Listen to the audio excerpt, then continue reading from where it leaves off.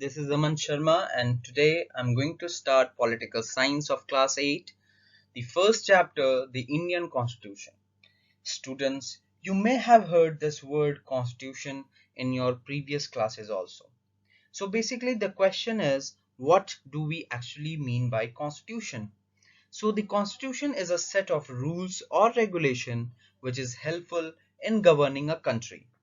As today most countries in the world have a constitution. While all democratic countries are likely to have a constitution, but it is not necessary that all countries that have a constitution are democratic. There may be some non-democratic countries which are having constitution. Now, let's discuss about the Indian constitution and some important points related.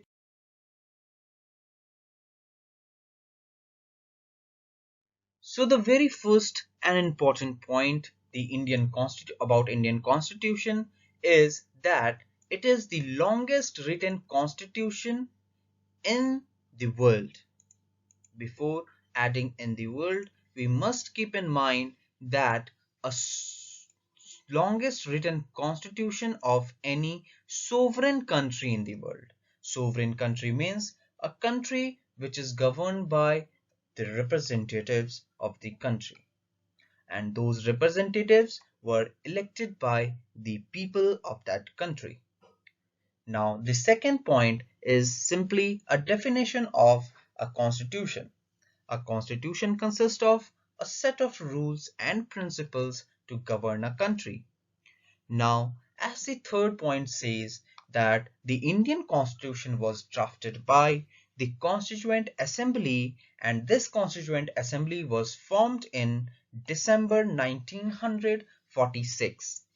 Very important point about this Constituent Assembly was this Constituent Assembly consisted of 300 members who came from different parts of India, and this Constituent Assembly was headed by Dr. Rajendra Prasad, who was also our first president of India.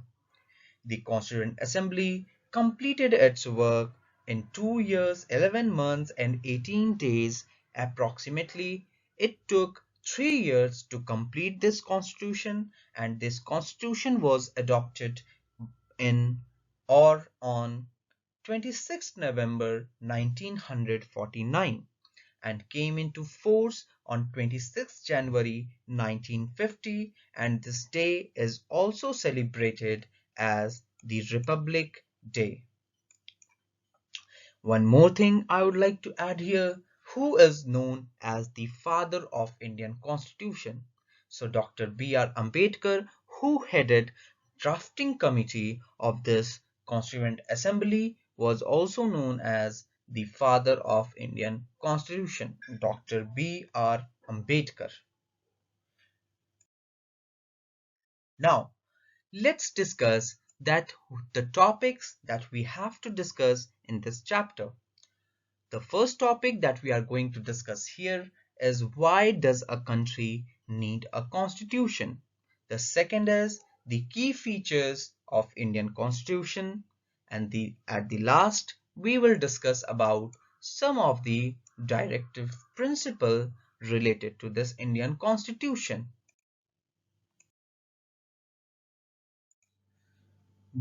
So our topic is, why does a country need a constitution?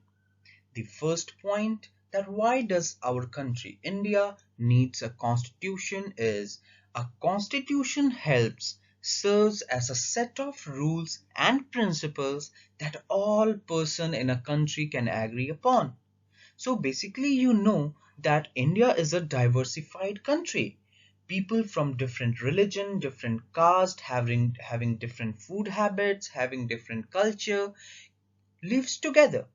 So basically, this includes not only the type of government, but also an agreement on certain ideals that they all believe the country should uphold. The other important point is decision making. So, Constitution plays a certain role in laying out certain important guidelines that govern decision making within these societies. So, next point is the constitution also describe rules that guard against the misuse of power by the leaders. As you know that we all Indians have right to vote.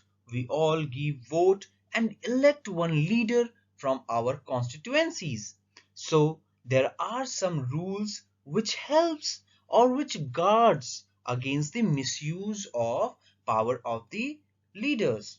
Now, the next point, the constitution defines the nature of country's political system. So, which type of political system is there? Is there monarchy rule or is there democratic form of government? Is there dictatorship or is there any other form of government? So constitution helps in defining the nature of country's political system. The next is in a democracy, constitution ensure that a dominant group means a majority does not use its power against other means minority, less powerful people or group means a dominant group cannot do whatever they want with the minority groups. So constitution prevents tyranny or domination of majority of on over a minority. So it is very important point for us to remember. Now other examples that why we need a constitution. Constitution helps to protect us against certain decisions that we might take that could be an adverse effect on the larger principle that the country believes in. That most of the people nowadays are thinking that a dictatorship government should be there in our country.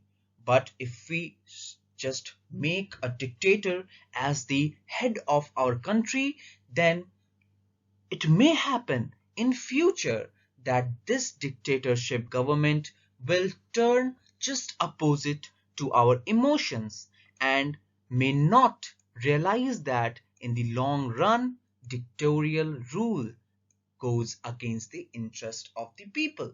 So we must not swept by our emotions. We must think about the reality ground, and this constitution also helps to protect us against certain these type of decisions which may be harmful for our political system or for our society.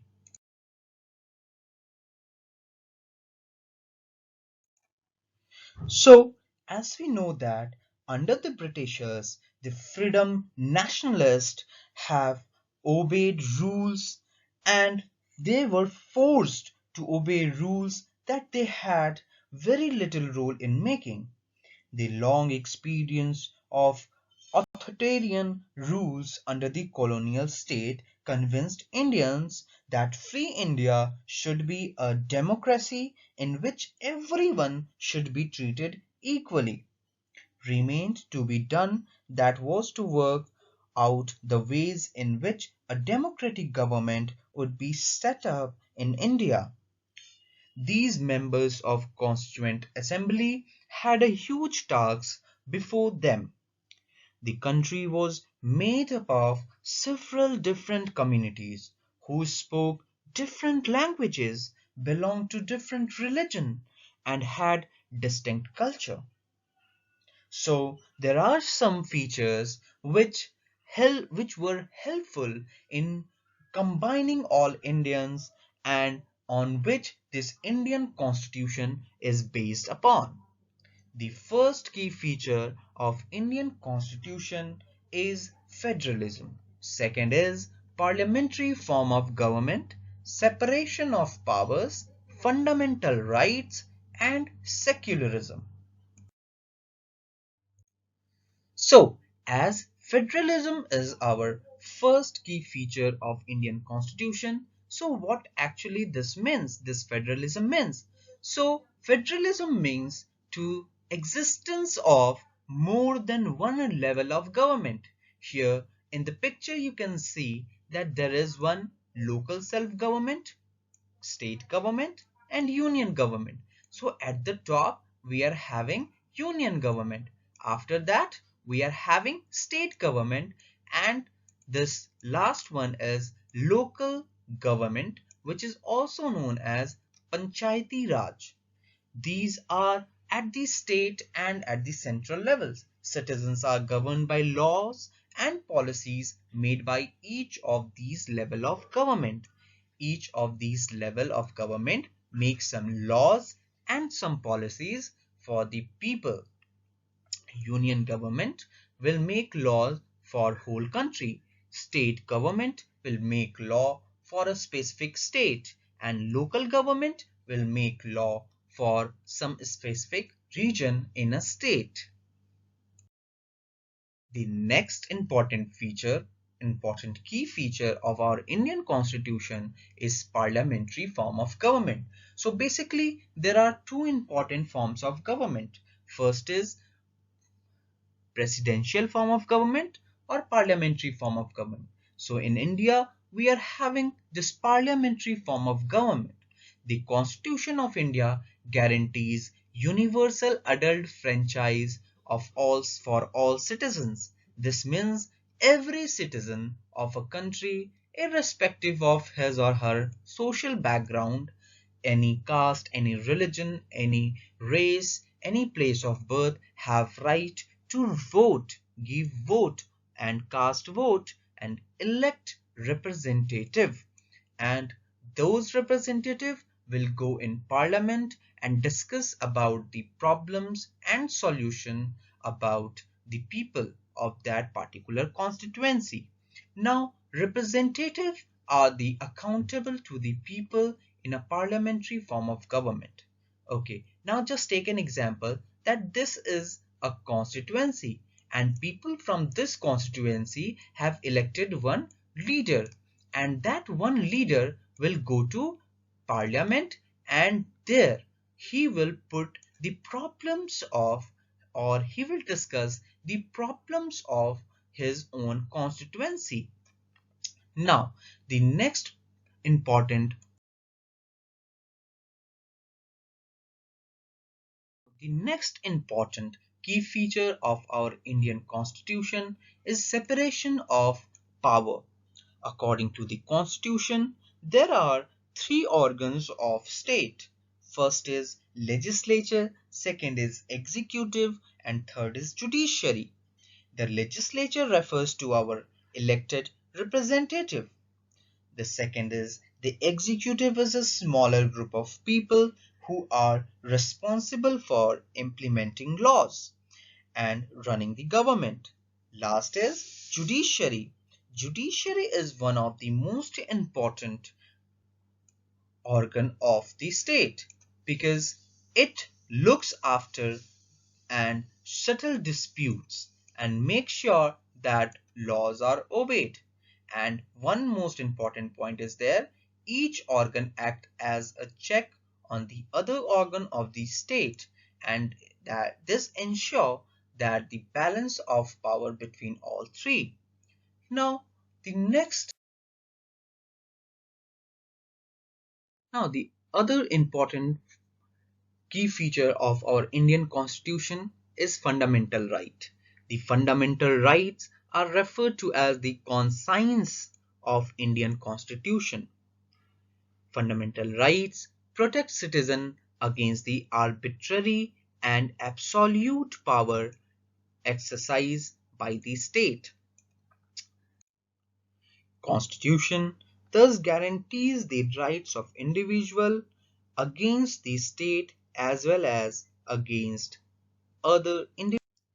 Basically, these fundamental rights are very important for the minority group who are living in our country, in this country, India, because Dr. B.R. Ambedkar has said about these fundamental rights, their objectives in is twofold. The first objective is that every citizen must be in a position to claim those rights, and secondly, these rights must be binding upon every authority that has got the power to make laws. So no any authority make any law like which can violate the fundamental right of the people. So in our Indian constitution, there are total 6 fundamental rights which we are going to discuss here one by one. The first and the most important fundamental right is right to equality. A right to equality means people, irrespective of their caste, religion, or place of birth, or any other ground, they all are equal before the law. The state cannot discriminate against anyone in matters of employment or any other points. The second is right to freedom. Right to freedom includes freedom of speech and expression, the right to form associations, the right to move freely and reside in any part of the country. The third important right is right to freedom of religion. Religion, religious freedom is provided to all citizens. Every person can propagate, profess, or practice any religion, whatever religion they want, but they cannot say anything which is in opposite of other religion or which harm the feelings of other religious people. The fourth important right is right against exploitation. The Constitution prohibits human trafficking, forced labor, and children working under 14 years of age. Means this right protects protect every people who were exploited by other people. The fifth is the right to constitutional remedies. Before going to right to constitutional remedies, we must go through this cultural and educational right. The Constitution states that all minorities, religious or linguistic, can set up their own educational institution in order to preserve and develop their own culture. Like you have seen Gurukuls, you have seen many other madrasas are there which are propagating their own religion. So they have right to establish these type of educational institution. Now the last right, last fundamental right and very important right is right to constitutional remedies. Right to constitutional remedies is a very important right because this allows citizens to move the court if they believe that any of their fundamental rights has been or have been violated by the state. Now, the last and the very important key feature of Indian Constitution is secularism.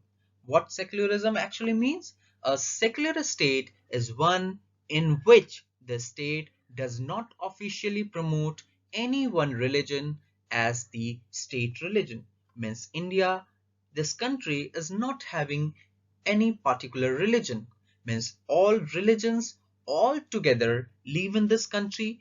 They can propagate their religion, they can profess their religion, but they will not harm the feeling of other community.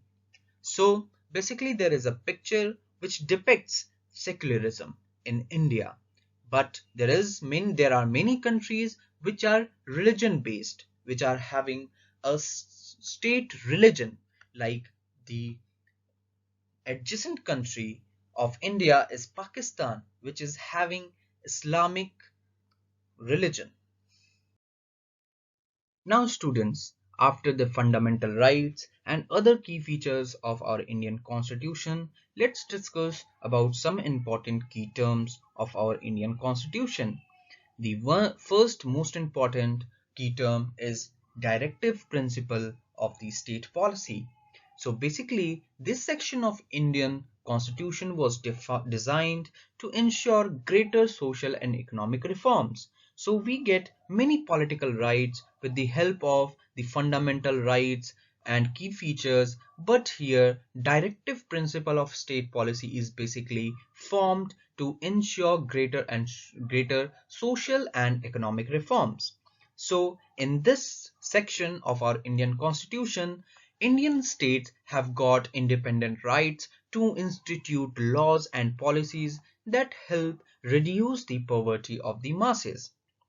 Now, after this directive principle of state policy, we are having some fundamental duties also. Like we are having fundamental rights. Now, we are having some fundamental duties. Like as citizen, every citizen is having rights. So it is the responsibility of every citizen not to harm other citizen for their benefit. So we always keep in mind that as we are having the fundamental right, other people or other citizen of India are also having this fundamental right. So we must not harm or violate any fundamental right of other people just for our benefits. Other is other key terms are like democracy. I think you all know about democracy. Democracy is a form of government in which people at large hold the ultimate power of the governments. In democracy, we as a citizen elect our leaders. Now, representative. So, representative means the person who is elected by the people through a general election to represent a constituency in the government. Okay, students, I think that you all are clear with my lecture, clear with this chapter. If any query, you can ask me in the comment box. Thank you. Signing out, Aman Sharma. Take care, stay home, stay safe.